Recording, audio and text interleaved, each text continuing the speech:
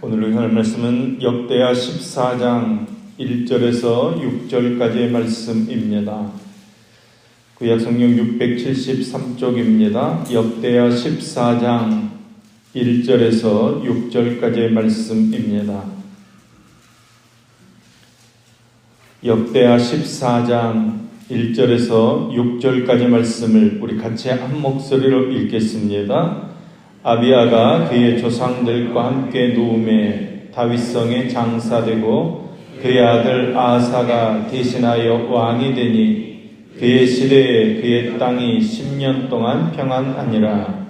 아사가 그의 하나님 여호와 보시기에 선과 정의를 행하여 이방 제단과 산당을 없애고 주상을 깨뜨리며 아세라상을 찍고 유다 사람에게 명하여 그 조상들의 하나님 여호와를 찾게 하며 그의 율법과 명령을 행하게 하고 또 유다 모든 성읍에서 산당과 태양상을 없애매 나라가 그 앞에서 평안함을 누리니라. 여호와께서 아사에게 평안을 주셨으므로 그 땅이 평안하여 여러 해 싸움이 없은지라. 그가 견고한 성읍들을 유다에 건축하니라. 아멘.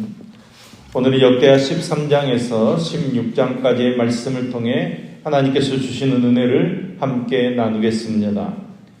13장을 보면 르호보암의 뒤를 이은 아비야의 때에 가서는 급기야 민족 간의 전쟁이 일어나게 됩니다. 하나님의 율례와 계명을 지키며 나라를 공의롭게 다스렸던 다윗 시대와 솔로몬 그 전성기를 지켜보셨던 하나님의 마음은 말할 수 없이 안타까우셨을 것입니다. 이스라엘의 남북전쟁은 남쪽 유다의 승리로 돌아갔지만 민족 상잔의 아픔은 서로의 마음에 큰 상처로 남게 됩니다. 이후 북이스라엘과 남유다는 대립과 전쟁, 평화와 공전을 맴돌기만 할 뿐 통일을 위해 큰 걸음을 내딛지 못합니다. 역대기 말씀을 처음 받았던 독자들은 예루살렘 멸망과 바벨론 포로 생활을 통과한 사람들입니다. 포로 생활 끝에 황폐해진 가나안 땅에 돌아왔습니다. 이제 새롭게 출발을 시작하는 사람들에게 역대기 말씀이 선포됩니다. 그들에게 오늘 본문은 위로를 주는 말씀이었습니다. 열왕기 말씀에서 악한 왕으로 평가받았던 아비야 왕에게도 하나님의 은혜가 임하는 것입니다. 그렇기 때문에 오늘 본문의 말씀은 암울한 식민지 현실에 지쳐있던 이스라엘 백성들을 위로하고 격려하는 말씀입니다. 하나님께서는 진심으로 하나님을 찾는 사람들을 결코 외면하지 않으십니다. 과거 내 모습이 어떠할지라도 지금 하나님께로 내 마음이 완전히 돌아서고 전심으로 하나님을 찾는다면 하나님께서는 우리에게 응답해 주십니다. 그러니까 우리는 마음을 다해 하나님을 찾아야 합니다. 아무리 어렵고 힘든 상황에 둘러싸일지라도 하나님을 구하는 저와 여러분 되기를 소망합니다. 하나님만이 우리의 미래를 책임져 주시고 하나님만이 우리에게 참된 희망을 베풀어 주십니다. 저와 여러분이 하나님 손에 이끌려 사는 복된 성도들 되기를 간절히 소망합니다. 역대하 14장 1절 말씀을 보면 아사 왕을 소개하면서 무엇을 강조하고 있습니까? 14장 1절 하반절 말씀입니다. 그의 아들 아사가 대신하여 왕이 되니 그의 시대에 그의 땅이 10년 동안 평안하니라. 아멘. 역대기 말씀은 아사 왕을 소개하면서 아사 왕 시대에 10년 동안 평안했다는 것을 강조하고 있습니다. 이것은 매우 중요한 성경의 지적입니다. 남유다는 북이스라엘과 분열된 이후에 국력이 약해졌고 형제 국가인 북이스라엘과 빈번하게 전쟁을 치렀습니다. 게다가 애굽을 비롯한 인접 국가들과도 여러 차례 전쟁을 계속 치렀습니다. 남유다는 항상 불안한 시절을 보내고 있습니다. 그런데 아하사왕 시대에 평안이 찾아왔다는 것입니다. 그것도 10년이나 지속되는 평안을 누리게 됩니다. 이스라엘 왕조사에 있어서 평안은 언제나 하나님께서 주시는 선물입니다. 그렇다면 아사 왕이 어떻게 했기 때문에 하나님께서 평안을 주시는 것입니까? 오늘 보면 14장 4절에서 7절까지 말씀을 보면 3번씩이나 강조되는 말이 있습니다. 그것은 바로 하나님을 찾는다라는 말입니다. 아사 왕과 유다 사람들이 하나님을 찾고 찾았기 때문에 하나님께서 평안을 허락하신 것입니다. 아사 왕이 하나님을 찾았다는 것은 말에서 그치지 않습니다. 아주 구체적인 행동이 포함되어 있습니다. 2절 말씀에 나오는 대로 선과 정의를 행했다는 것입니다. 아사 왕은 하나님 보시기에 선과 정의를 행했습니다. 아사 왕은 이방 제단과 신당들을 없애버렸습니다. 그리고 주상과 아세라상, 태양상 등 우상 숭배를 철저하게 깨뜨리는 종교 개혁을 단행합니다. 동시에 하나님의 율법에 귀를 기울이고 하나님의 계명을 철저하게 준행했습니다. 이렇게 온전히 하나님을 찾을 때 하나님께서 아사 왕과 남유다에 평안을 주시는 것입니다. 한 가지 더 깊이 생각해야 될 게 있습니다. 신앙적인 문제입니다. 아사 왕은 하나님을 진심으로 찾았고 하나님을 신실하게 믿었습니다. 아사 왕은 우상을 제거하고 마음을 분명히 하나님께로 정했습니다.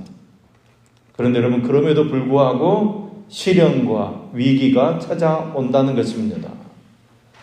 구스 사람 세라는 군사 100만 명과 병거 300대를 이끌고 남유다를 치러 올라왔습니다. 구스 사람 세라의 군사력은 남유다의 군사력을 압도하는 것입니다. 아사 왕과 남유다는 한마디로 위기에 처하게 되는 것입니다. 우리들은 하나님을 신실하게 믿으면 고난이 없고 어려움 없을 것이라고 생각합니다. 우리는 내가 하나님 믿기로 결단했고 하나님께 기도도 했는데도 불구하고 어려움과 위기가 찾아오면 그 상황을 잘 받아들이지 못합니다. 아사 왕은 위기에 봉착했을 때 자신의 신앙의 진정성을 드러냅니다. 구스 사람 세라의 강력한 군사력 앞에 아사 왕은 하나님만 붙들었습니다. 아사 왕은 풍전등화와 같은 상황 속에서도 오직 하나님만 붙잡습니다. 역대하 14장 12절 말씀입니다. 여호와께서 구스 사람들을 아사와 유다 사람들 앞에서 치시니 구스 사람들이 도망하는지라. 아멘. 하나님께서 구스 사람과의 전쟁에 개입해 주십니다. 하나님께서 개입하신 결과 전쟁은 남유다의 승리로 끝이 납니다. 여러분, 인생의 위기가 닥쳐오면 그때 더욱더 하나님의 손을 붙잡을 수 있기를 소망합니다. 하나님만 붙잡고 살아갈 때 우리는 어떤 위기도 어떤 어려움도 이겨낼 수 있는 것입니다. 15장을 보면 구스와의 전쟁에서 승리하고 예루살렘으로 돌아올 때 하나님의 영에 감동된 선지자 아사랴가 그를 맞이합니다. 아사랴는 남유다를 구성하고 있는 유다와 베냐민 무리들을 향해 하나님의 말씀을 선포합니다. 너희가 만일 그를 찾으면 그가 너희가 만나게 되시려니와 너희가 만일 그를 버리면 그도 너희를 버리시리라. 아멘. 하나님께서 하나님의 백성이 언제나 하나님만 찾고 하나님만 의뢰하며 살아가기를 원하시는 것입니다. 아사 왕은 이 아사랴의 예언을 듣고 먼저 자기 마음을 강하게 했습니다. 하나님께서는 아사 왕의 마음을 강건하게 만드신 후에 아사 왕으로 하여금 전국에 만연해 있던 우상들을 파괴하고 여호와의 제단을 새롭게 건설하게 하셨습니다. 이와 같은 내적인 개혁과 외부적인 개혁이 이루어지자 북왕조에 속해 있던 에브라임 지파, 므낫세 지파, 시몬 지파에 속한 상당수의 사람들이 유다로 돌아오게 됩니다. 우리가 진실한 그리스도인으로 변모해 가면 우리를 통해 그리스도인으로 변화되어가는 사람들이 반드시 있을 것입니다. 교회가 하나님의 말씀 가운데 든든히 서게 되면 많은 사람들이 하나님의 말씀 가운데로 돌아오는 역사가 있을 줄로 믿습니다. 16장을 보면 아사가 왕이 된 후에 36년이 되었을 때 북왕국 이스라엘의 바아사 왕이 유다를 침공합니다. 이때 아사 왕은 아람 왕 벳하단에게 은금 부하를 보내면서 도움을 요청합니다. 벳하단은 아사가 보낸 은금을 받고 이스라엘을 뒤에서 칩니다. 그러다 보니까 바아사 왕은 황급히 군사를 돌려 되돌아가게 됩니다. 아사 왕은 나라를 지키게 됩니다. 언뜻 보면 아사 왕의 계획대로 모든 일이 순조롭게 되는 것 같습니다. 그러나 이것은 완전한 착오였고 실패였습니다. 그것은 의지할 존재를 잘못 판단한 것입니다. 아람의 벳하단을 의지하는 행동은 복을 발로 차버리는 행동이었습니다. 아사가 볼 때 아람은 자신들이 의지할 대상으로 보였습니다. 그러나 하나님의 생각은 달랐습니다. 하나님께서는 유다에게 더 큰 복을 주시어서 장차 아람도 유다의 다스림을 받게 하시려고 생각하셨습니다.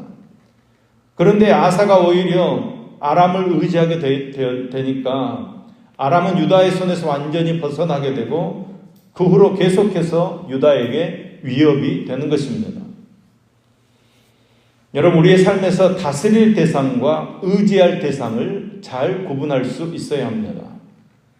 하나님께서 세상을 창조하실 때 사람에게 다스릴 대상과 의지할 대상을 분명하게 알려주었습니다. 여러분, 자연 만물은 우리가 다스릴 대상입니다. 반면에 하나님은 영원히 찬송하고 의지할 대상입니다.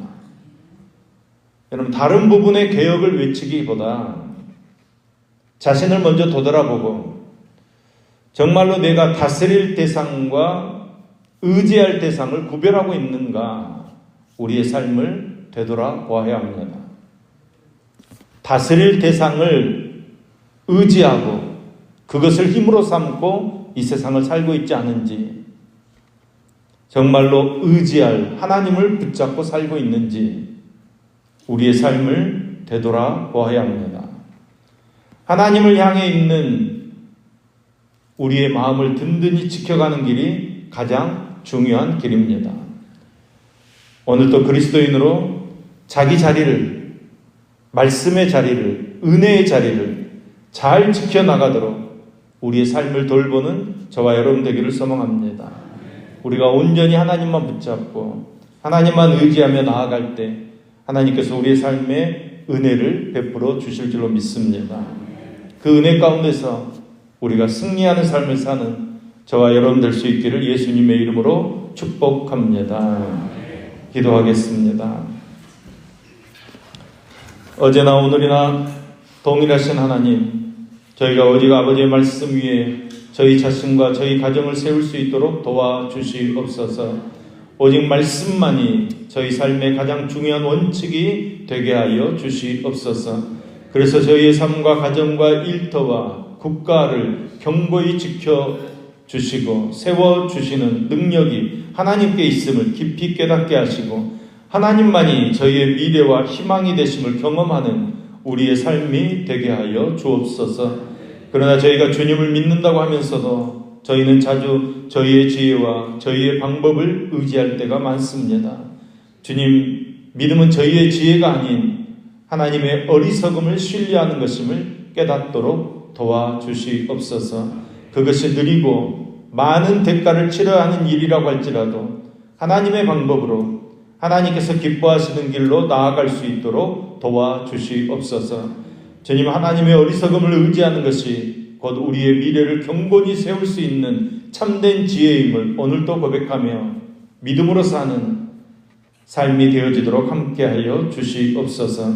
매사에 조바심을 내는 얄팍한 신앙에서 벗어나 하나님께 믿음의 뿌리를 깊이 내리는 흔들리지 않는 강건한 신앙인이 되어지도록 은혜 베풀어 주시옵소서. 우리들의 믿음을 단련시켜 주시고 하나님을 더욱더 깊이 만나는 복된 삶을 살도록 인도해 주시옵소서. 오늘도 하나님 앞에 감사헌금을 드리는 안전히 집사님의 손길을 흠양하여 주시옵소서. 주님을 의지함으로 평안을 누리게 하시고 삶의 순간순간을 주님의 인도함 가운데 승리를 누리며 살아가도록 역사해 주시옵소서. 오늘 생일 맞은 사랑 5구역 김혜숙 집사님을 기억하여 주옵소서. 하나님을 아는 믿음이 더 성장해 가서 기쁨이 넘치는 신앙 생활이 되게 하시며 사랑하는 가족들이 하나님을 알고 은혜의 생활할 수 있도록 붙잡아 주시옵소서. 기쁨 6구역 조복순 집사님을 기억하여 주옵소서. 자녀를 하나님께서 축복하여 주시고 믿음과 건강으로 인도하여 주시며 가정의 은혜와 화목이 가득하게 하시며 사업장 준 헤어샵을 축복하여 주시옵소서. 30일 주일에 생일 맞는 믿음 5구역 김진화 집사님을 기억하여 주옵소서. 하나님 말씀을 사모하며 예배를 통해 성령의 충만함을 허락하시며 가족들 건강을 지켜주시고 자녀들 하는 모든 일들 가운데 하나님의 은혜와 축복을 허락하여 주옵소서. 은혜 9구역 진상수 손동님을 기억하여 주옵소서.